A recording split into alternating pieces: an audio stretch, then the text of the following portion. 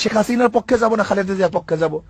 আল্লাহ নবী বলতেন, যা তাহলে কি করবি, যেহেতু বড় দুইটা দল, তোরা সবাই শেখ হাসিনার পক্ষে যা।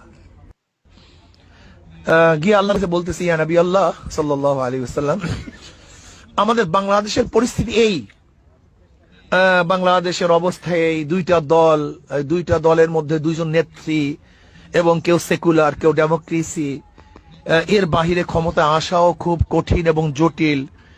এখন আমাদের মধ্যে কিছু ইসলামিক দল আছে যারা তো ইসলাম নিয়ে ভাবে, আপনার কথা বলে, আপনার আদর্শের বাণী শুনায় সবাইকে, লেকিন এখনো ক্ষমতায় যাওয়ার উপযুক্ত হয় নাই। কিন্তু যারা সেকুলার আছে তারা তো ক্ষমতায় যাওয়ার উপযুক্ত, এবং যারা আমেরিকান পন্থী আছে, ডেমোক্রেসি, তারাও ক্ষমতা যাওয়ার উপযুক্ত, লেকিন দুজনের নেত্রী হলো মহিলা। ইয়া নবী আল্লাহ, এখন আমরা কি করব? শেখ হাসিনার পক্ষে যাব না খালেদা জিয়ার পক্ষে যাব? প্রশ্ন কার কাছে করছেন? ওলামায়ে কেরাম খুব ভালো মতো বুঝবেন, খুব ভালো মতো বোঝার চেষ্টা করবেন।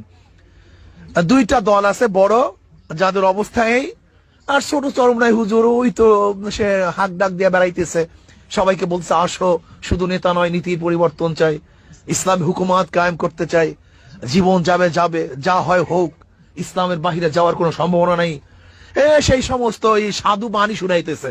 এখন ইয়া নবী আমরা কি করব? আমরা শেখ হাসিনার পক্ষে যাব না খালেদা জিয়ার পক্ষে যাব? আল্লাহ নবী বলতেন, যা তাহলে কি করবি, যেহেতু বড় দুইটা দল, তোরা সবাই শেখ হাসিনার পক্ষে যা।